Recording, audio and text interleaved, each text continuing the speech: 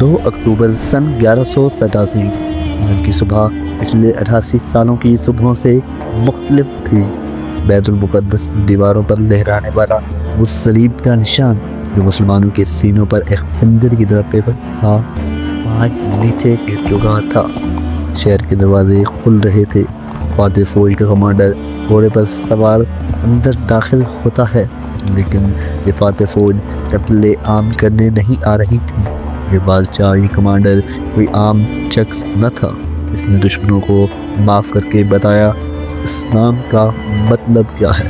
Europe اسے سلاڈین کہتا تھا، جبکہ مشرق وسطیٰ اسے ایوبی کے نام سے پکارتے تھے۔ یہ عظمت، یہ شان و شوکت اسے وراثت میں نہیں ملی تھی۔ یہ کہانی اس سلطان کی ہے جسے ہم اور آپ آج صلاح الدین ایوبی کے نام سے جانتے ہیں۔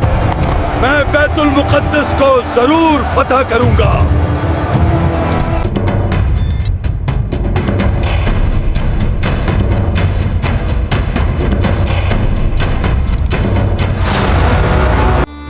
صلاح الدین ایوبی کتنے عظیم تھے، یہ سمجھنے کے لیے ہمیں پہلے جاننا ہوگا کہ وہ دن کیسے تھے جن دنوں میں انہوں نے آنکھ کھولی۔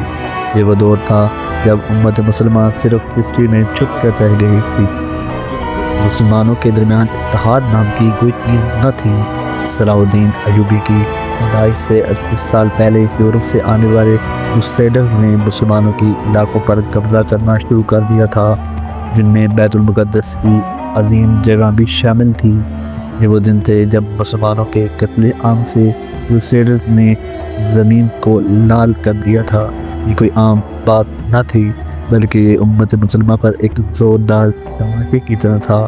یہاں پر یہ سوال ذہن میں ضرور آتا ہے کہ وہ مسلمان جو اس وقت دنیا کی سب سے بڑی طاقت تھے، آخر کیسے صرف کچھ ہزار کی فوج سے مسلمانوں کا جبر اول ہار گئے۔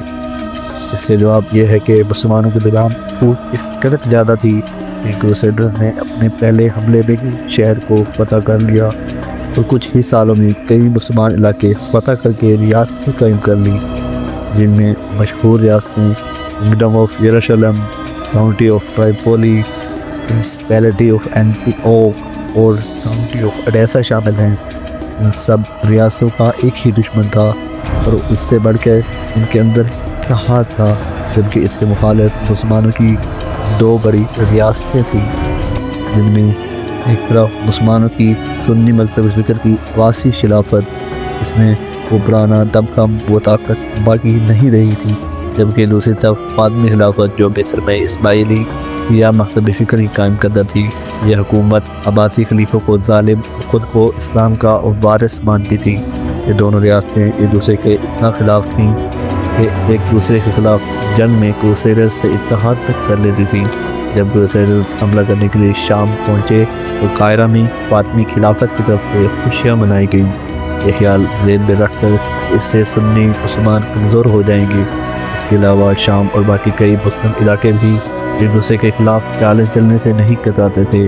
مسلمانوں میں کوئی اتحاد نہیں ہے، ہر کوئی اپنی جنگ میں پھندا ہوا ہے۔ یہ ہمارے لیے اچھا ہے۔ صلاح الدین ایوبی کی کہانی شروع کرنے سے پہلے اس شخص کی بات کرنا ضروری ہے جن کی وجہ سے صلاح الدین ایوبی مشہور ہوئے۔ یہ تھے عماد الدین سنگھی، جو کہ ان کو دوسرے ترک سرداران پہ منفرد بناتی تھی۔ وہ تھا ان کا ویژن۔ اگر ہم قدس کو فتح کرنا چاہتے ہیں تو سب سے پہلے اتحاد قائم کرنا ہوگا۔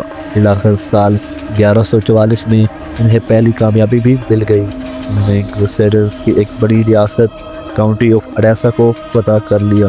یہ جیت سب امت مسلمہ کے لیے ایک شاندار تحفہ تھی۔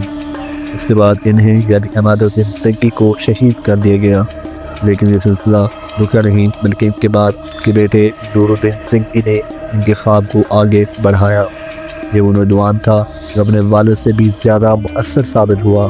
نور الدین سنگھی نے لوگوں میں بیت المقدس فتح کرنے کا جنون اور جذبہ پیدا کیا، لیکن یہ کام نور الدین سنگھی کی بجائے ان کی فوج موجود ایک سپاہی کی قسمت سے تھا جن کا نام تھا یوسف ابن ایوب۔ یوسف موجودہ عراق کے شہر تقریب میں پیدا ہوا۔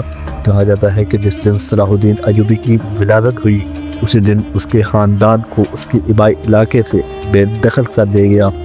اس وقت ہر کوئی اسے بدقسمت سمجھ رہا تھا۔ شاید اس وقت کسی کے بھی خیال میں یہ بات نہ تھی کہ رچا آگے چل کر بیت المقدس فتح کرے گا۔ کہانی ہے عظیم سلطان صلاح الدین ایوبی۔